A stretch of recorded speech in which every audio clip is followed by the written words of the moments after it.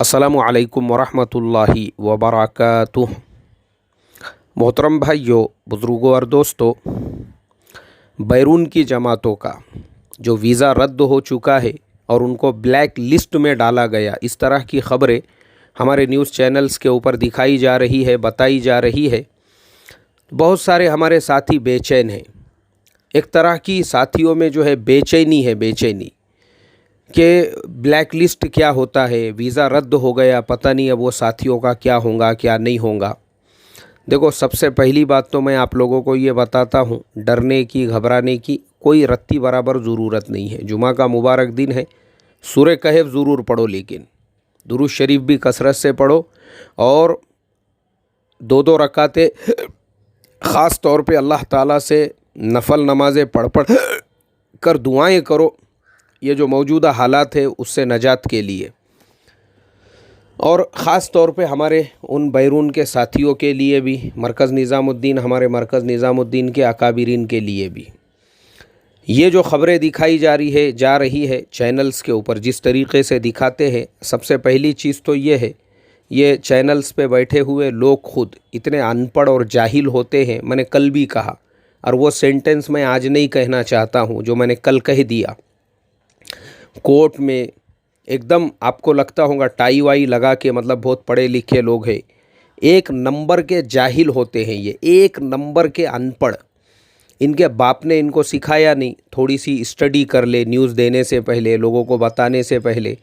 और मुसलमानों की जब तक गंदगी नहीं खाएंगे पेट भरता नहीं इनका, हमेशा मुसलमानों की गंदगी खाते रहते हैं।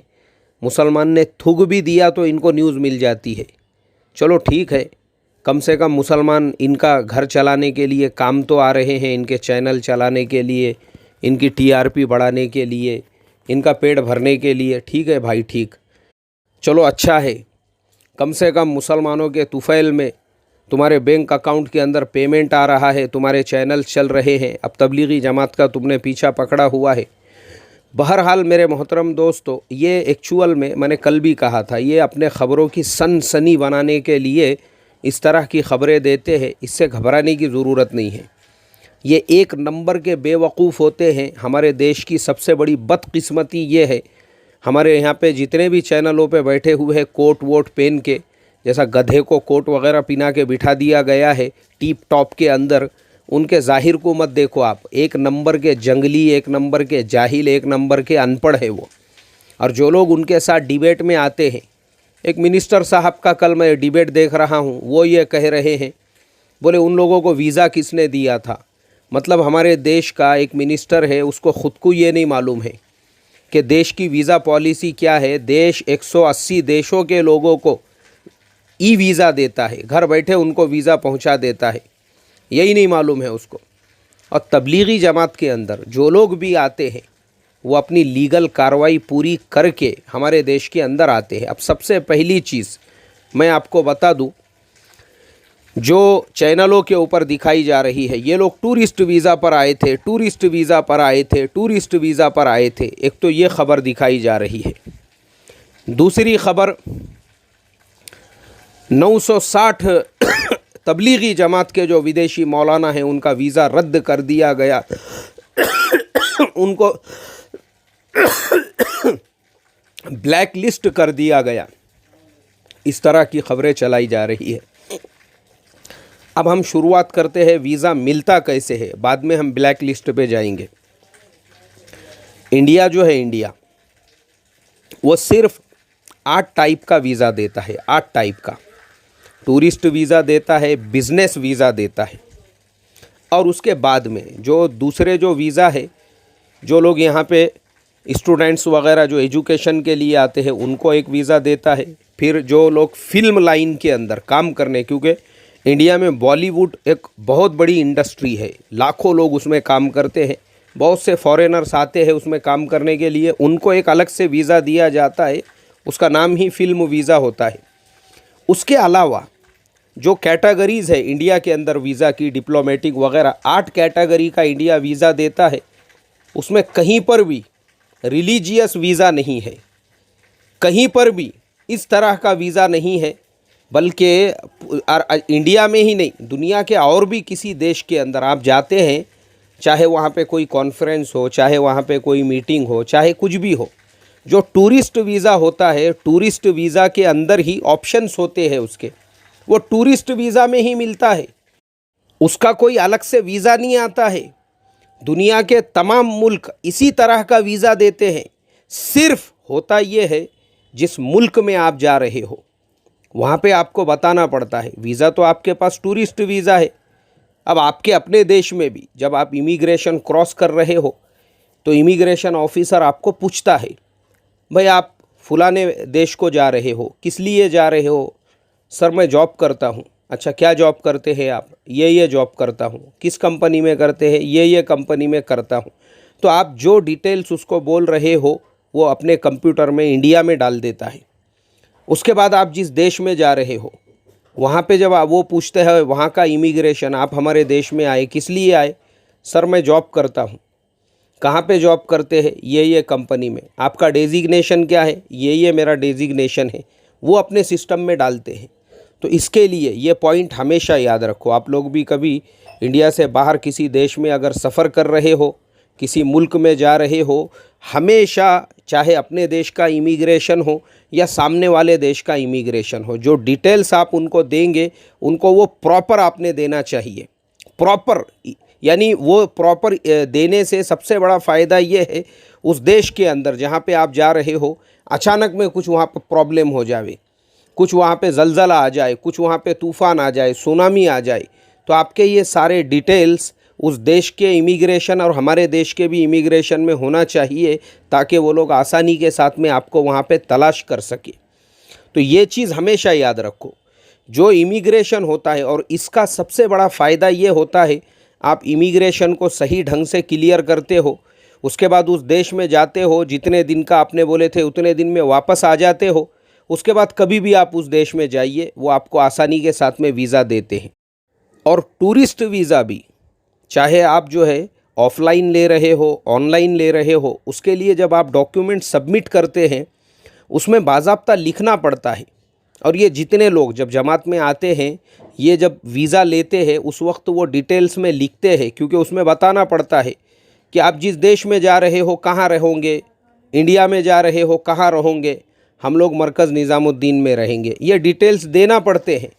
तो वीज़ा मिलने के पहले ही सारे डिटेल्स गवर्नमेंट के पास आए हुए होते हैं, कौन सा आदमी कहाँ से आ रहा है और वो इंडिया में आने के बाद कहाँ रहने वाला है। ये डिटेल्स देने के बाद ही उनको वीज़ा मिलता है। ये डिटेल्स देने के बाद जब उनको वीज़ा मिला हुआ है, वो वीज़ा लेकर वो इंडिया के अंदर आए, फिर उन्होंने इमिग्रेशन में बताना पड़ता है कि हम लोग यहाँ पे मरकज़ निज़ामुद्दीन के अंदर रहेंगे। और आज ये 1 दिन से 2 दिन से 8 दिन से तो काम चल नहीं रहा है। इंडिया की आज़ादी के पहले से ये सिलसिला चालू है। जमातें आती है, जमातें दूसरे मुल्कों में जाती है, ये गवर्नमेंट को हर चीज़ पता है। लेकिन प्रॉब्लम ये है कि टीवी चैनलों पे बैठे हुए जो अनपढ़ है, जो जाहिल है, सूट और कोट वगैरह के अंदर बैठे हुए आपको एकदम छीले हुए अंडे की तरह से वो नहाए हुए, धोए हुए और माशाअल्लाह अच्छी तरह से चमचमाते हुए नज़र आ रहे होंगे। लेकिन उनकी उस चमचमाहट को मत देखो, उनकी जिहालत और अनपढ़पन को देखो। वो जाहिल है, अनपढ़ है, वो उनको इस बात का नॉलेज ही नहीं है कि देश में आने वाले ने वीज़ा लेने से पहले ही सारे डिटेल्स दिए थे, फिर उसको वीज़ा मिला, फिर उसने इमिग्रेशन में सारी चीज़ें बताया और उसके बाद में वो सारे लोग इंडिया के अंदर एंट्री किए हुए हैं। अब यहाँ पर गवर्नमेंट ये कहती है कि हमने 960 लोगों के वीज़ा रद्द कर दिए। रद्द करने का मतलब क्या होता है? रद्द करने का मतलब ये होता है, अब किसी का वीज़ा जो है वो 30 अप्रैल तक रहेगा, कि 30 अप्रैल तक आपका वीज़ा है। किसी का वीज़ा 15 अप्रैल तक रहेगा, किसी का वीज़ा 30 मई तक रहेगा, किसी का वीज़ा जून तक रहेगा। अब ये ऐसे जितनों के वीज़ा रहते उन लोगों को एक टाइम लिमिट दी जाती है कि भाई आपका आगे का जो वीज़ा है उसको हम लोग अभी फ़िलहाल कैंसिल कर रहे हैं कोरोना वायरस की वजह से। उसके अंदर ये रीज़न नहीं होता है कि आप यहाँ जमात के अंदर आए हुए हैं, क्योंकि इस तरह का कोई ऑप्शन ही नहीं होता है उन चीज़ों में, बल्कि ये होता है कि हमारे देश में बीमारी फैल रही है, हमको आपके सेहत का ख्याल है, अब ये चैनल वालों को ये नहीं मालूम है, क्योंकि बच्चे ये जाहिल अनपढ़ है ये, तो ये अनपढ़ और जाहिलों को ये पता ही नहीं है कि इंडियन गवर्नमेंट को वो जो 15-20 देशों के लोग आपके देश में आए हुए हैं, वो गवर्नमेंटों को भी जवाब देना है। इंडिया सिर्फ न्यूज़ चैनल पे बैठे हुए ये जो चिल्ला पुकार करने वाले हैं, इनकी वजह से अपने रिलेशंस उन देशों के साथ में ख़राब नहीं कर सकता। क्यों? क्योंकि जितने लोग वहाँ के हमारे देश में हैं, हमारे यहाँ के 100 गुना ज़्यादा लोग वहाँ पे मेहनत करते हैं, मजदूरियाँ करते हैं, वहाँ पे ड्राइविंग करते हैं, वहाँ पे हमाली करते हैं। सैकड़ों हज़ारों हमारे यहाँ की औरतें उनके घरों में जाके पोछे मारती है, मैट का काम करती है, जॉब्स करती है। तो उन लोगों ने अगर अपने देशों में भी ये कदम उठाया कि भाई तुम हमारे देश वालों के साथ में ये सुलूक कर रहे हो, ठीक है, फिर हमको भी हमारे देश की जो वीज़ा पॉलिसी है तुम्हारे देशवासियों के लिए थोड़ा सा चेंज करना पड़ेगी। तो ये सारी डिप्लोमेटिक चीज़ें होती है। अब ये जाहिलों को मालूम नहीं रहता इनको, इसके लिए मैं यही कहूँगा, सूट कोट पहन के बैठे हुए अनपढ़ और जाहिल, बहरहाल तो उन लोगों को जो वीज़ा उनका होता है 30 जून तक, 30 मई तक, 30 अप्रैल तक, गवर्नमेंट क्या करती है, उनको ये देती है, डेट देती है। हमारे देश में बीमारी फैली है, इसलिए हम आपसे रिक्वेस्ट करते हैं कि आप जो है 15 अप्रैल तक आपके अपने देश में चले जाइए। इसे कहते हैं वीज़ा रद्द करना। और फिर उसके बाद में वो जो 960 लोग हैं जिनके बारे में कहा जा रहा है वीज़ा रद्द कर दिया गया है, तो वीज़ा रद्द करने के लिए वो उसको वीज़ा रद्द नहीं कहते हैं, उनको डेट दी जाती है। अब उसके बाद में ऐसे ही वीज़ा रद्द नहीं होता है। जिन्होंने वीज़ा को कैंसल, मतलब उनके आगे के वीज़ा को कैंसिल करके उनको एक डेट लिमिट दी हुई है, तो अब वो गवर्नमेंट की ये जिम्मेदारी होती है उनको उनके मुल्कों में पहुंचाए। और वो जो लोग हैं, एक बात और याद रखो, वो कोई यतीम और बेसहारा नहीं है। 15 मुल्कों के हो, 17 मुल्कों के हो, उनके अपने देशों की कॉन्सुलेट और एम्बेसी भी दिल्ली के अंदर मौजूद है। उनके अपने लोग भी अपने देश वालों के संपर्क में और कांटेक्ट में है। तो उनके मुल्कों की जो एम्बेसीज़ है, वो लोग ऑलरेडी, जब ये सारे लोग निज़ामुद्दीन के अंदर थे और जो WHO का कैंप लगा हुआ था, उस वक्त ही एम्बेसी का एक एक आदमी वहाँ पे मौजूद था, क्योंकि उनको भी अपने देशवासियों की फ़िक्र है। उन्होंने अपने देशवासियों को ऐसे यतीम बेसहाराओं की तरह से छोड़ा हुआ नहीं है। तो ये सारी डिप्लोमेटिक प्रोसेसिंग होती है, वो ये अनपढ़ जाहिलों को नहीं मालूम रहती।